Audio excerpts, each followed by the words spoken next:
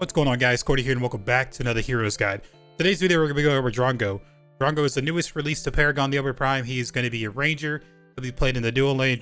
He's a really simple hero to play, not very difficult mechanically wise. He'll be really easy to pick up. As of right now, he is really strong. He is definitely probably one of the better rangers on this current release. He's pretty crazy. But let's quickly get into his skills and we'll go over his kit. All right, so we got DRONGO, the Compound Collector. So DRONGO's first ability is going to be Gas Bomb. It's his Q. Gas Bomb, pretty simple. You toss out the bomb, it does an AoE damage.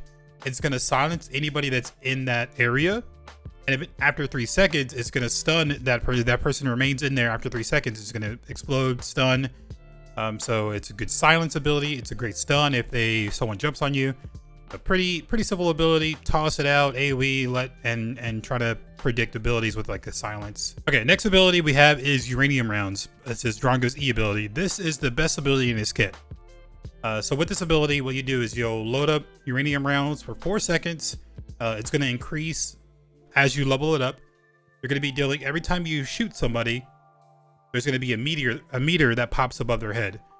At 3 hits with uranium rounds, they're going to explode, dealing true damage equal to 5% of the enemy's hero's max health, or up to 70 damage to non-heroes. This is DRONGO's main ability. This ability hits really hard.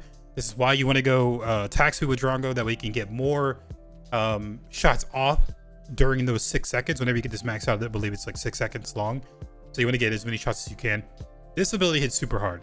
If you don't get the 3 shots, you'll see the tick on top. If you don't get 3 of them over after 2.5 seconds, they'll go ahead and still explode, but not doing the additional true damage where the big impact comes from. DRONGO's basic attack, pretty simple, just basic attack, nothing special there. DRONGO's right click is going to be a rusty boomerang.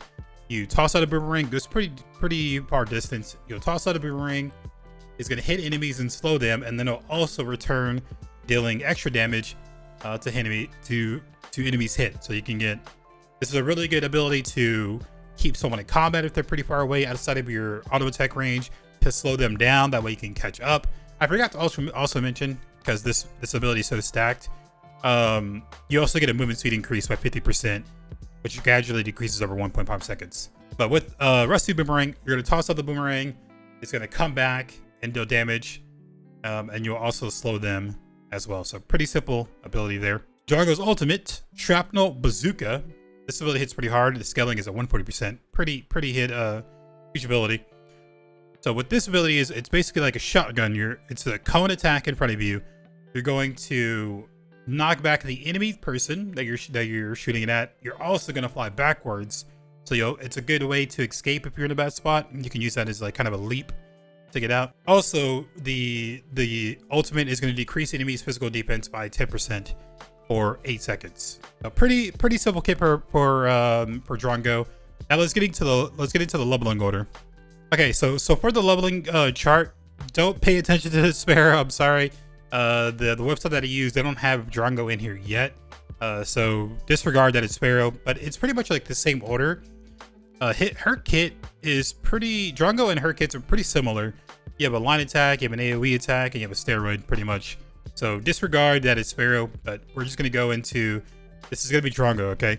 So at level 1, I like to put a point into my right click, the boomerang. Now the uranium rounds is really strong. You could definitely put a point into your uranium rounds if you're going to be boxing more in that lane. I like to just go the right click just so I can, clear a little bit quicker. I could get that boomerang to hit the wave, come back, hit the wave, and just get a little bit quicker clear that way. But if you are wanting to just W key and box that enemy person, I highly recommend getting the E first.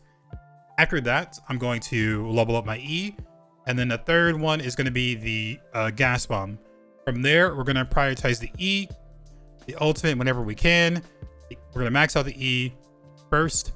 Then we're going to transition to the right click, back into the right click, ult whenever you can. The ult hits super hard.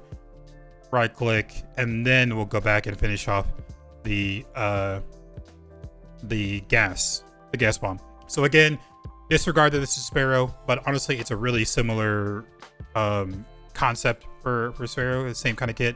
But the uranium rounds are so strong in his kit and DRONGO's kit that you want to get that max out first. Okay, so as far as building Drongo, so right now there's been some changes to some of the carry items. Now this isn't like the meta build, but this is what I felt is pretty solid when I played Drongo.